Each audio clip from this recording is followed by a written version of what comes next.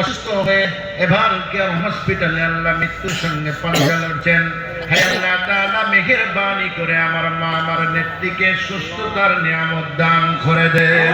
হে আল্লাহ তাআলা এই দেশ পরিচালনা করতে যে আল্লাহ কোন ভুল বেয়াদবি থাকলে আপনি নিজ গুনাহ ক্ষমা করে দিয়ে হে আল্লাহ তাআলা আবার 18 কোটি জনগণের সামনে এসে সুস্থ করে দিয়ে দেশের রাহবার হওয়ার তৌফিক দান করে দেন।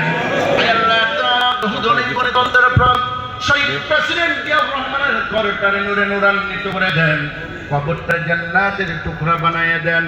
হে আল্লাহ তাআলা জালেমের জুলুম শিকার হয়ে দেশ নায়ক জনাব তারেক রহমান দেশের বাহিরে অবস্থান করছে।